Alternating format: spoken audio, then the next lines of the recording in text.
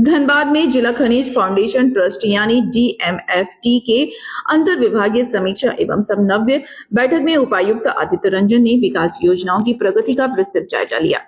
बैठक में स्वास्थ्य, शिक्षा, आंगनबाड़ी, पेयजल और आधारभूत संरचना से जुड़ी योजनाओं की समीक्षा करते हुए अधिकारियों को समयबद्ध और गुणवत्तापूर्ण कार्य सुनिश्चित करने के निर्देश दिए। धनबाद कलग में आयोजित होने की बैठक के दौरान उपायुक्त ने आंगनबाड़ी केंद्रों के लिए भूमि चयन, भवन निर्माण, बाउंड्री वॉल, बिजली, पानी और पोषण वाटिका की व्यवस्था जल्द पूरी करने का निर्देश दिया। शिक्षा व्यवस्था की समीक्षा में विद्यालयों की आधारभूत सुविधाओं, स्मार्ट क्लास, पुस्तकों के वितरण, शिक्षकों और छात्रों की उपस्थिति पर चर्चा हुई। उन्होंने दिसंबर से पहले सभी सरकारी विद्यालयों में बेंच, डेस्क उपलब्ध कराने और बिना मान्यता वाले निजी विद्यालयों की जांच कर सुरक्षा मानकों का पालन सुनिश्चित करने को कहा। स्वास्थ्य विभाग की समीक्षा के दौरान निरसा, बलियापुर, बाघमारा और झरिया में संस्थागत प्रसव की कम दर पर उपायुक्त ने नाराजगी जताई।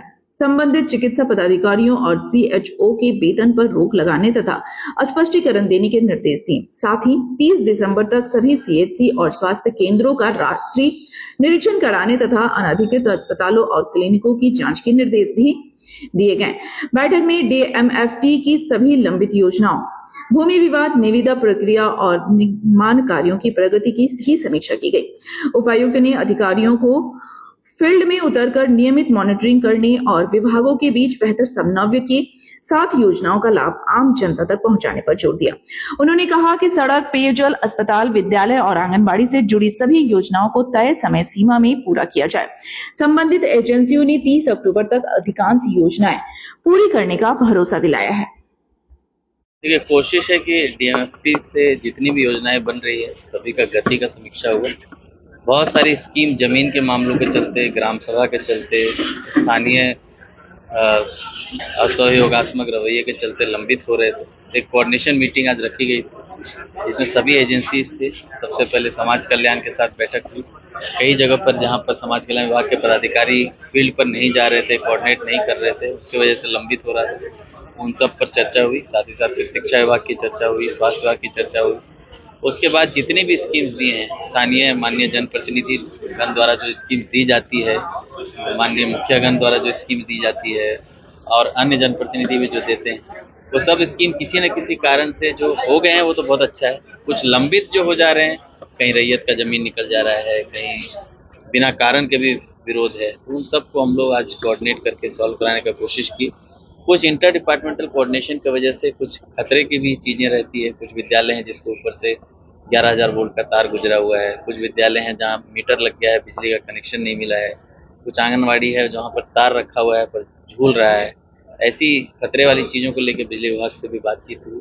सभी आंगनवाड़ी केंद्र, विद्यालय, अस्पताल में पानी को लेकर जो समस्याएं हैं उस पर बातचीत हुई और सभी में PHD द्वारा बोला गया है कि पानी का कनेक्शन दिया जाए। जहाँ पर आइसोलेटेड वाटर कनेक्शन करना है उसके लिए हम लोग वीडियो को प्राधिकृत करेंगे, वीडियो स्थानीय स्तर पर उसको सॉल्व करने की कोशिश करेंगे। मूल मकसद था कि हम लोग जो कोशिश कर रहे हैं, जो हम लोगों ने संकल्प लिया है कि लगभग आधा आंगनवाड़ी हमारा बिना भवन का चल रहा है, लगभग 70-80% स्कूल जो है वो किसी न किसी तरह से सिविल वर्क के अभाव में जूझ रहा है। कुछ जर्जर है, शिफ्ट होने की आवश्यकता है, कुछ फायर क्षेत्र में वो शिफ्ट होने की आवश्यकता है, कुछ है जिसका भवन की कमी है, किसी में बाउंड्री की कमी है। फिर अस्पतालों में भी देखेंगे तो 250-300 अस्पताल हैं, जिसमें से लगभग 200 हैं जिसका भवन बन रहा है या अपग्रेड हो रहा है। तो मैं हम लोग का जो मूल संकल्प है कि अस्पताल, स्कूल, आंगनवाड़ी सबका अपना भवन हो, functional electricity, functional toilet, functional running water हो, और साथ साथ जो जनप्रतिनिधिगण द्वारा जो स्कीम्स दिए गए हैं, चाहे वो रोड हो, नाली हो, उन सब को ससमय हम लोग कैसे करा पाएँ ताकि उनकी भी जो प्रतिष्ठा है स्थानीय लोगों के लिए और हमारा भी जो दायित्व है लोगों को लेकर वो पूरा हो सके। ऐसा नहीं हुआ, आज हम लोग देख रहे हैं 21-22 का दिया हुआ रोड है, अभी तक चल ही रहा है काम। तो ऐसे पर हम लोगों ने बहुत कड़ा रुख दिया है और संबंधित ठेकेदार को ब्लैकलिस्ट करने के लिए भी लिखा है। तो ऐसा कोई भी कॉन्ट्रैक्टर की वजह से या एजेंसी की वजह से स्कीम सालों तक लंबित है तो हम लोग कार्रवाई कर रहे हैं। और अभी जो एजेंसीज द्वारा वादा किया गया है, चाहे वो 21-22 से ही क्यों नहीं लंबित हो स्कीम, सबका है कि हम लोग 30 अक्टूबर तक सभी स्कीम कंप्लीट करके ये लोग जमा करेंगे। देखिए, मुख्य है वही कोऑर्डिनेशन इशू है। कहीं पर ऐसा है कि बाउंड्री करने जब जाते हैं तो स्थानीय ग्रामीण थोड़ा विरोध करते हैं तो हमारी एजेंसी लौट आती है।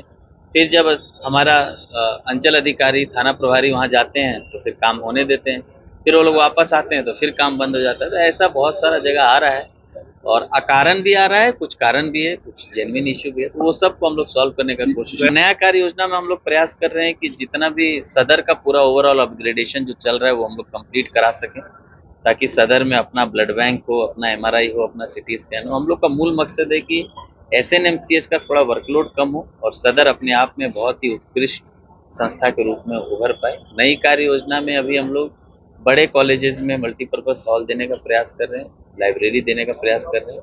लगभग 8 लाइब्रेरी जो है ऑलरेडी काम चल रहा है और 6-7 लाइब्रेरी आया है स्थानीय माननीय जनप्रतिनिधि के द्वारा, माननीय विधायकगण द्वारा।